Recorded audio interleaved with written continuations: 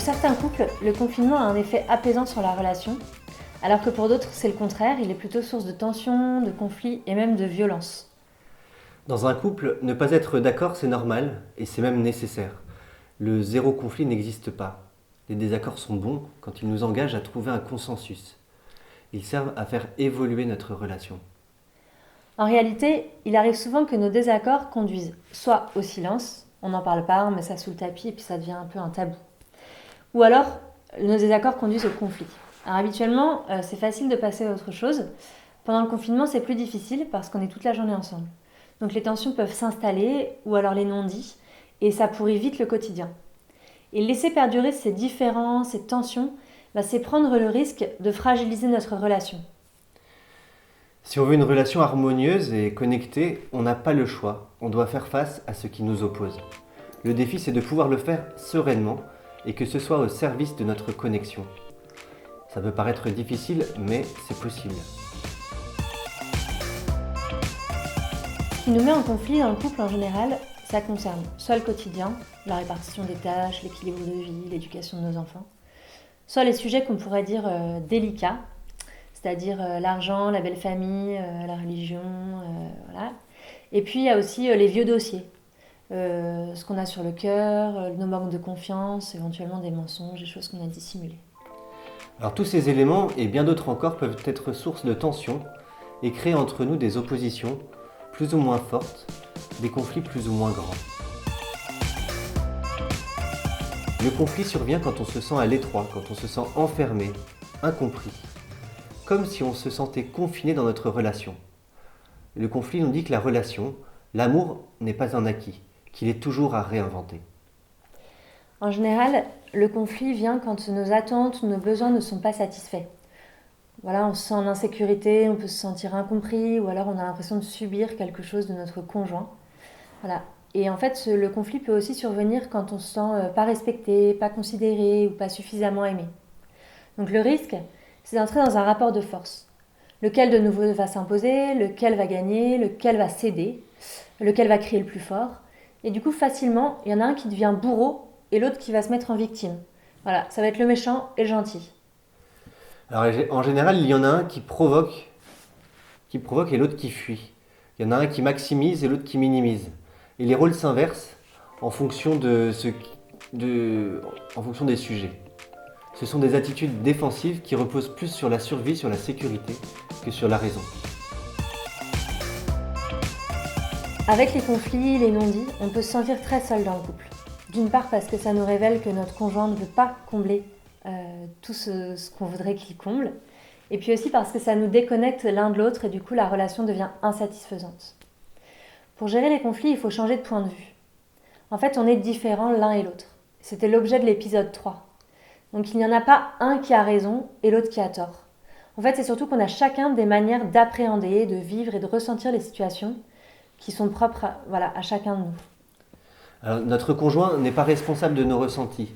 Derrière notre sentiment, il y a deux réalités, la mienne et celle de l'autre. On doit chercher à se rejoindre pour se comprendre. On peut aussi garder en tête la présomption d'innocence, pour ne pas condamner trop vite. Tant que l'autre n'a pas donné sa version, il est innocent. Il n'a pas forcément cherché à me blesser ou à mal faire. Quand on veut être écouté par son conjoint sur un sujet important ou un sujet sensible, c'est plus facile de le faire dans le calme, à un moment où on se sent écouté et puis où l'autre est réceptif. Dans l'épisode 4, on vous parlait de prendre chaque jour la température de la relation pour vivre une sorte de bulletin météo quotidien. Prendre ce temps, en fait, c'est vraiment montrer à l'autre qu'il a de l'importance. Ça prouve aussi que la relation est une de nos priorités. C'est rassurant pour nous et puis pour l'autre. Et puis ça met dans des bonnes décisions pour gérer ce qui peut nous opposer. Parce que déjà, ce rendez-vous fait qu'on se sent aimé. Et puis, prendre ce rendez-vous quotidien, ça permet aussi de différer les explications. Moi, par exemple, quand je ne sais pas trop quand je vais pouvoir parler à Aymeric, avant, il m'arrivait de lui balancer un truc qui m'énervait à un moment complètement inopportun. Et donc forcément, ça créait des tensions, il ne savait plus, enfin bref, et puis ça partait en conflit et en sucette. Le fait de se dire, en fait, j'ai un rendez-vous quotidien, ça me permet de différer, puis je me dis, ça, je lui en parlerai tout à l'heure, ou je lui en parlerai demain. Voilà, ça vaut le coup d'attendre et que ça se vive dans la sérénité. Quand on cherche à communiquer de façon constructive et non violente, c'est primordial de se mettre dans une bonne disposition, d'être dans une bienveillance vis-à-vis de soi et vis-à-vis de l'autre. Aborder la situation avec curiosité, qu'est-ce que cela m'apprend de moi-même, qu'est-ce que cela m'apprend de mon conjoint et de notre relation. Alors, on voudrait vous donner 4 étapes pour gérer les conflits paisiblement. La première, en fait, c'est d'observer ce qui me dérange et de le décrire tel que je vois. C'est-à-dire qu'il faut sortir du reproche, du tu qui tue, et puis des toujours et des jamais. C'est-à-dire, tu ne rentres jamais à l'heure, tu ne fais jamais rien dans la maison, tu es toujours sur ton téléphone. Voilà. Alors, comment est-ce qu'on peut sortir de cette communication un peu agressive ? On peut dire, tu me dis que tu arriveras à 19h30 et puis en fait à 20h, tu n'es toujours pas là. Ou alors, depuis quelques semaines, j'ai l'impression que c'est moi qui me tape tout le ménage. En fait, pendant les repas, tu es sur ton téléphone ou quand on est avec les enfants et ça me dérange. Alors la deuxième étape, ce serait de dire ce que cela me fait ressentir. Alors pour reprendre les exemples, quand tu as du retard et que tu ne me préviens pas, j'ai l'impression de ne pas compter pour toi. J'ai l'impression de ne pas être respecté. Pour le deuxième exemple, du coup, ce serait à propos du ménage. J'ai l'impression d'être la seule ou d'être le seul à me préoccuper du rangement et du ménage. Le troisième exemple, du coup, pour le téléphone. Quand nous sommes ensemble et que tu réponds au téléphone, j'ai l'impression de ne pas être important ou importante pour toi. J'ai le sentiment que tu as d'autres priorités. La troisième étape, c'est d'expliquer à quel besoin cela correspond.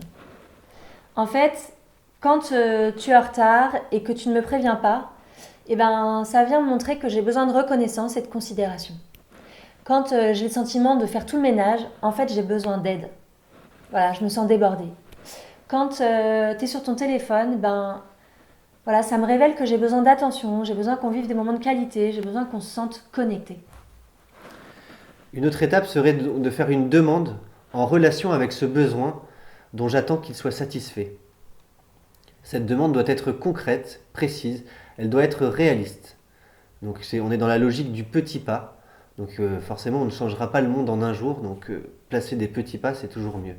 Elle doit être adaptable et modifiable. Donc pour revenir sur nos exemples, pourrais-tu me prévenir de ton retard en m'envoyant un texto ?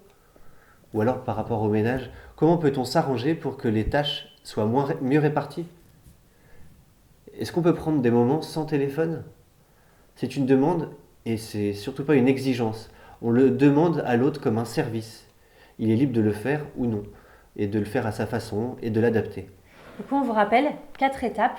La première, c'est de décrire ce que je vois. La deuxième, c'est d'expliquer mon ressenti. La troisième, c'est de pouvoir parler de mon besoin. Et la quatrième, de faire une demande. Quand la relation n'est pas satisfaisante, on peut avoir tendance à se replier sur soi, à camper chacun dans ses positions. En fait, il faut faire l'inverse. Quand la relation n'est pas épanouissante, au contraire, on devrait prendre plus de temps ensemble, on devrait pouvoir plus se parler, pour se comprendre, pour comprendre ce qui dysfonctionne, pour identifier nos besoins. Et du coup, pour faire ça paisiblement, la communication non violente, c'est un super outil. Alors, une autre tentation serait de se dire, après le confinement, tout ira mieux. Mais tout n'ira pas forcément mieux. Ne laissons pas les choses empirer. Essayons de trouver des solutions aujourd'hui, car nous ne savons pas de quoi demain sera fait. Une dernière tentation, ce serait de prendre des décisions irrévocables, notamment pour notre couple. De se dire, en fait, le confinement m'offre une vraie clairvoyance. En fait, non. Alors effectivement, le confinement, il rend le quotidien difficile. On est mis face à nos défauts de l'autre, à nos difficultés de couple, à nos limites.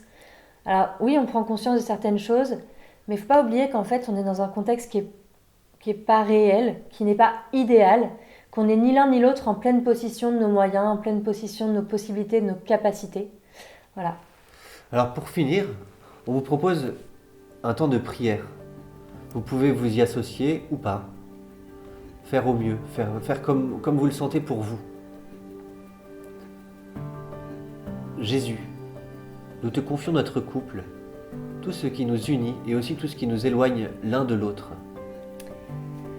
Accorde à chacun de nous une oreille qui écoute, un cœur qui comprend, une parole qui console. Donne-nous le courage de désamorcer nos conflits et la confiance pour vivre dans l'apaisement. que la paix ait toujours le dernier mot entre nous.